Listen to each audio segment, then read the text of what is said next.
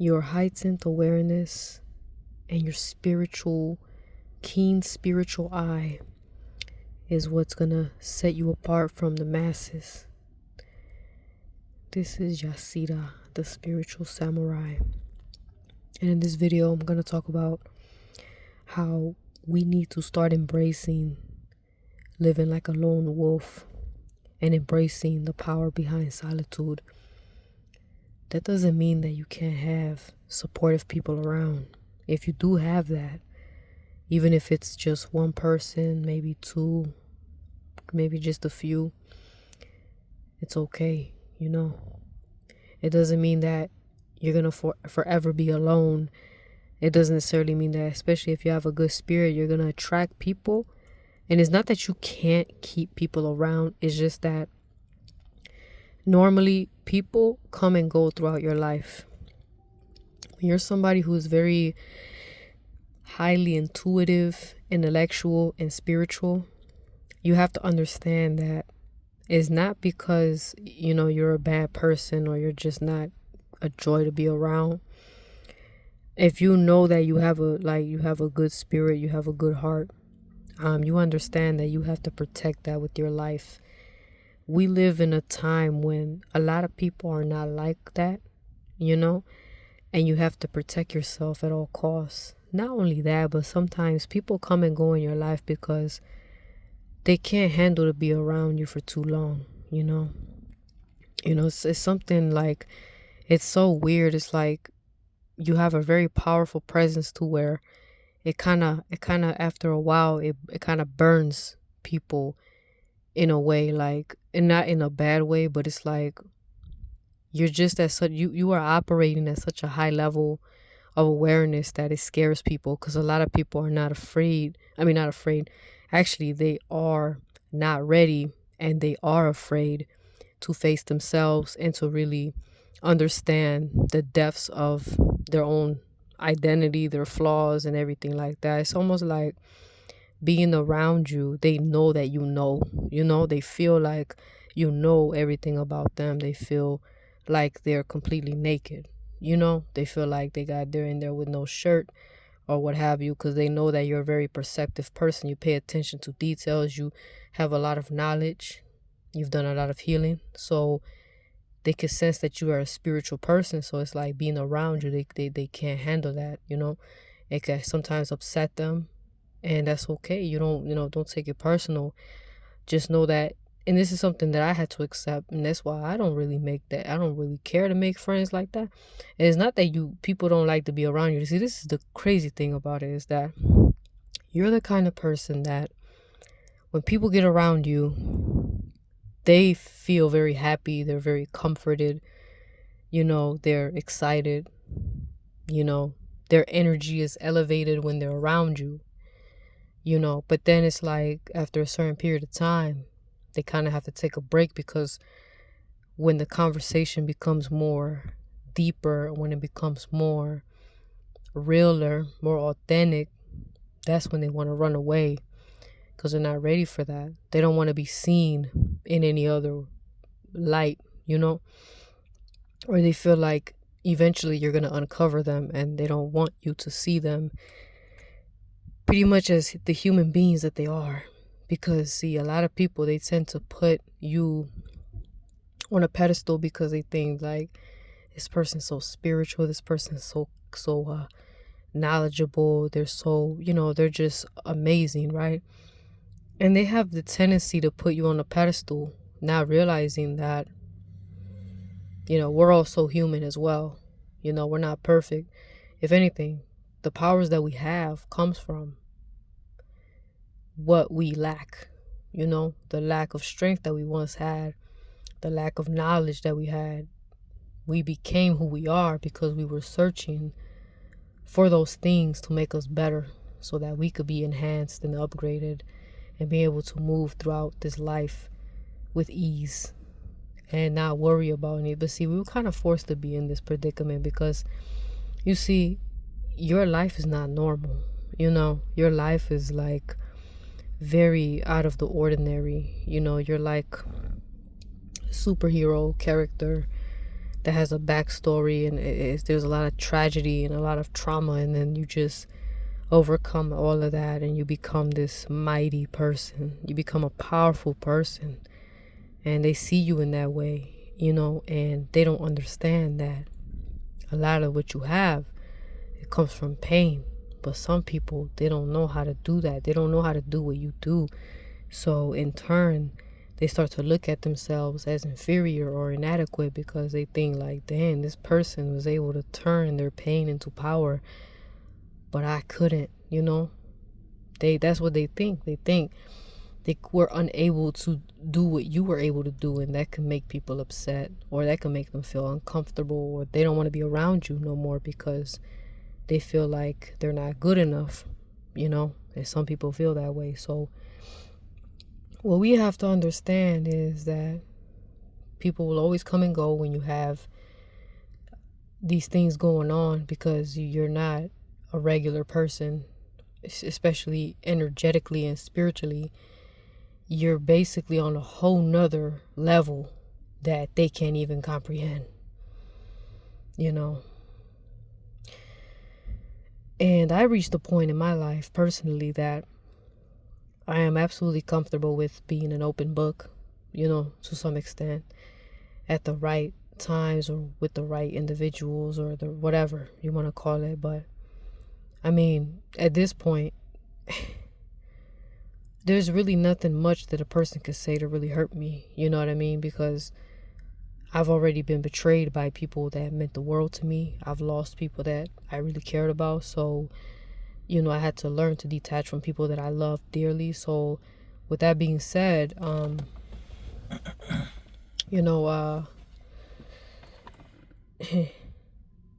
there's really nothing much that could faze you at this point, because you've already been through so many massive heartbreaks throughout your life, in whatever form that they came. It could have been childhood, or maybe your first love, whatever you want to call it, your last love, whatever.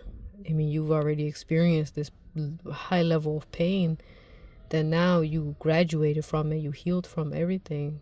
You healed from all your traumas, including SA trauma, which is a very intense level of abuse to go through, especially if you were very young, So then you have all that, and it's like when you overcome these things, nothing really bothers you at this point, like you're not afraid to lose anything. And that's why I said you have to be completely free. You have to really know how to detach and understand that this is a good way for me to look at it. Understand that you are basically, like, in a way, you're like a divine messenger, divine being that only comes into certain people's lives to activate something in their brain and spirit. You're the person that passes through and walks past certain individuals' lives to try to open their eyes, and then the moment that they see you walk away from them is the time when they have to do things on their own. Now it's their time to be their own empowered self, their own individual person, because you did something. Your presence in their life, even if it was for a short period of time, it did something to them. It activated something inside them that they didn't even know was there. You have awakened them in a way that they will never forget. And you're going to always remember the person that had that awareness, that knowledge, to the information that they've never heard in their life. They are absolutely astounded by it. And sometimes it takes time after you left their life for them to realize, like, wow, that person was really giving me some gems. That person really was looking out for me, or they were right about this and I was not. Sometimes, that's what happens when you're ahead of your time. When you're ahead of your time, when you give the message to the people, they're not going to understand it at first. They're going to, sometimes they might even hate you, or they're just not going to understand you. And in turn, that's going to become it's going to be upsetting for them because they can't understand what you're talking about. So people fear the unknown, so they're going to not really know how to feel about it. But in due time, they're going to remember what you said and the fact that you were right the whole time. And they're going to wish that, you would be there at that moment that they awaken. But understand, everybody doesn't awake just because you said the word. The words that you said was a seed.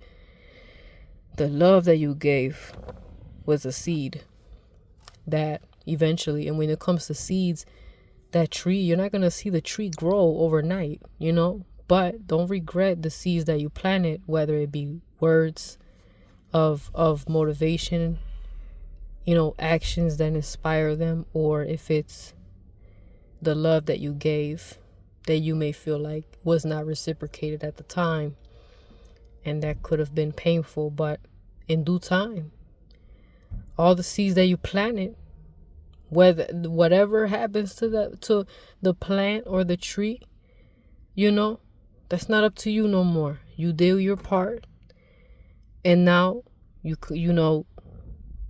things take its course.